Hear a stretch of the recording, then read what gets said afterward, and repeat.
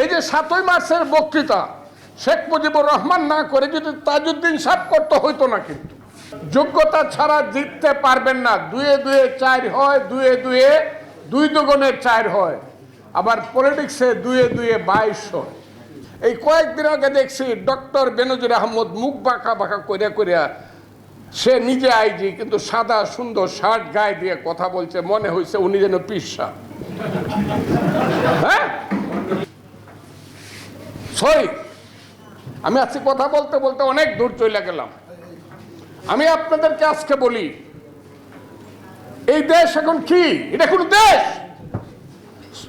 80 টুকরা হয়ে গেছে বিদেশের মাটিতে গিয়া সকল একজন এমপি।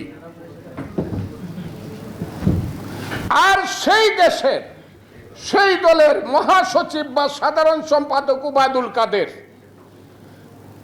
সে বলে তার যোগ্যতা দেখে এবং জনপ্রিয়তা দেখে আমরা নমিনেশন দিয়েছিলাম। আরে ডাকাত, আরে ভোট ডাকাত, দেশ ডাকাত।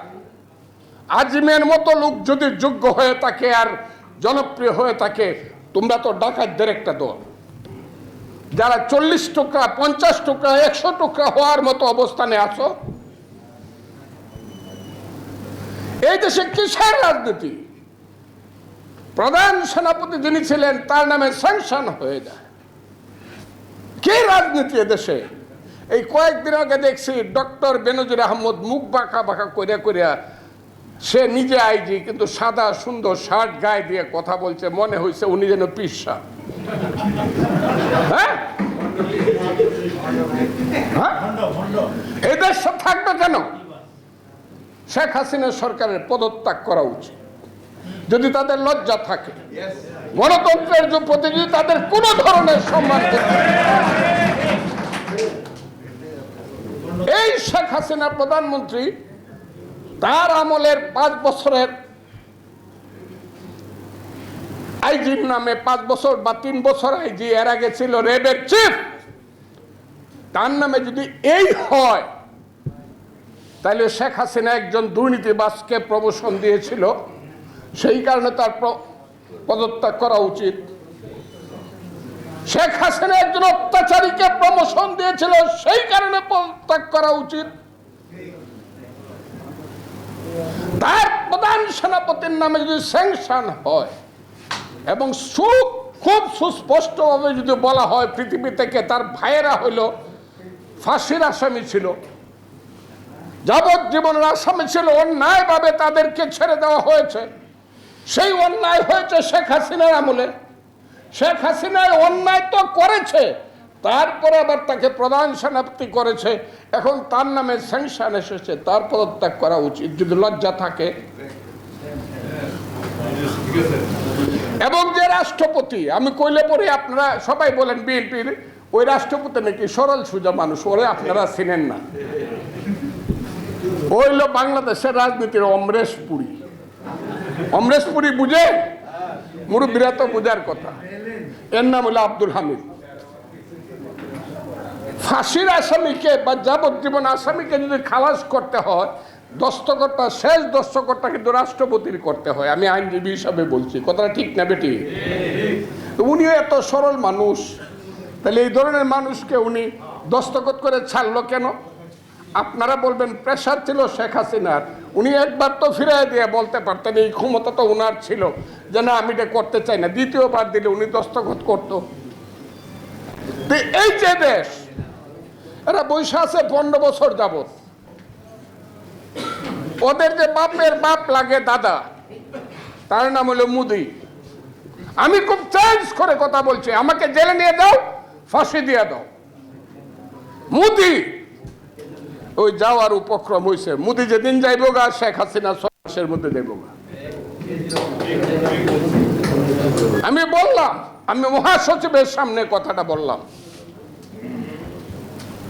হ্যাঁ যাইব গা, তবে প্রশ্ন আছে ক্যাপ্টেন কেমন, বিপক্ষের ক্যাপ্টেন কেমন।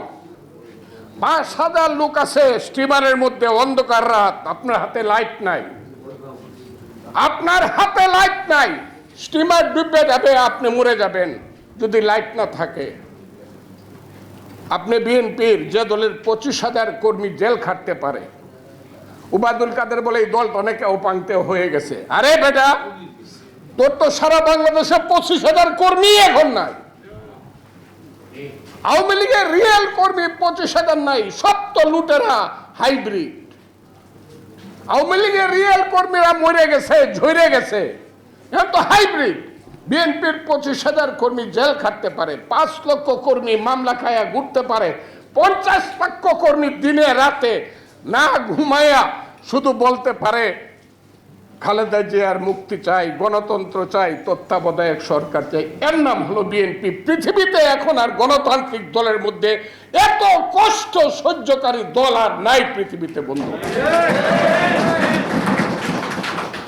সেই দলকে উবায়দুল কাদের বলে অপাঙ্ক্তেও হয়ে গেছে। আরে অপাঙ্ক্তেও হয়ে গেছে, হ্যাঁ। আরেকটা আছে পররাষ্ট্রমন্ত্রীর নাম হাসেন আলী না হুসেন আলী। আইলরে বাই কলির কাল, ছাগলে ছাটে বাঘের গাল। এরা হলো বাংলাদেশের পররাষ্ট্রমন্ত্রী। পররাষ্ট্রমন্ত্রীর ব্যাগ বুঝাবার যোগ্যতা, কূটনৈতিক যোগ্যতা এইসব লোকের নাই। এ কয় কি, আরে আরে এই ইন্ডিয়া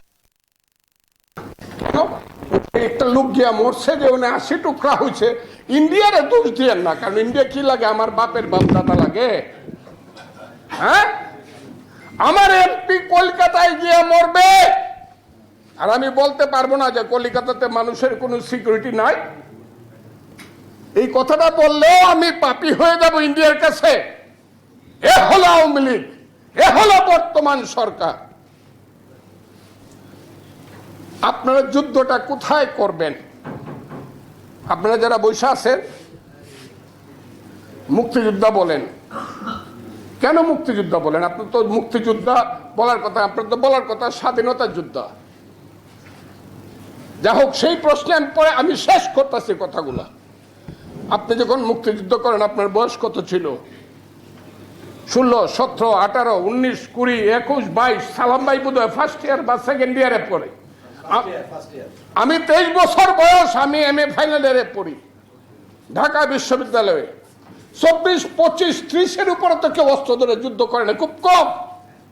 শুধু কমান্ডাররা, শহীদ প্রেসিডেন্ট জিয়াউর রহমান মতো কমান্ডাররা, তাদের বয়স একটু বেশি ছিল, তাও এত বেশি না, 40-এর উপরে না কারো বয়স। তো অস্ত্র ধরবে কে? এখন যৌবন যার, যুদ্ধে যাবার তার শ্রেষ্ঠ সময়। আমার কান্না আসে, আপনারা বুঝবেন না। কোথায় গেল যুব শক্তি? কোথায় ছাত্র শক্তি? বলুন।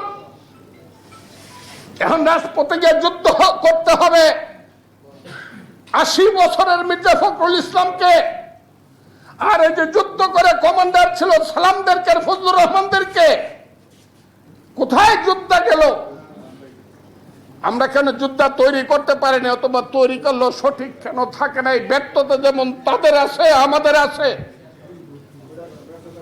এই দেশটা কি আমরা চাই না স্বাধীন থাকুক? চাই কিনা আমরা বলেন? নাকি আমরা চাই এই দেশটা আমার পাশের দেশের প্রধানত থাকুক, যেখানে আমার মায়েরা বোনেরা আবার কেঁদে কেঁদে বলবে ছেলে ঘুমালো, পাড়া জোরালো, বোর গেল দেশে, বুলবুলিতে ধান খেয়েছে, খাজনা দিব কিসে? ধান ফোরালো, পান ফোরালো, খাজনার উপায় কি? আর কতদিন দিন সবুর করো, রসুন বুনেছি। আমার মায়েরা বোনেরা এই ওটা বলুক, সরা বলুক, এটা আপনারা চান? যদি না চান তাহলে শহীদ জিহাদ আবার সৃষ্টি করতে হবে।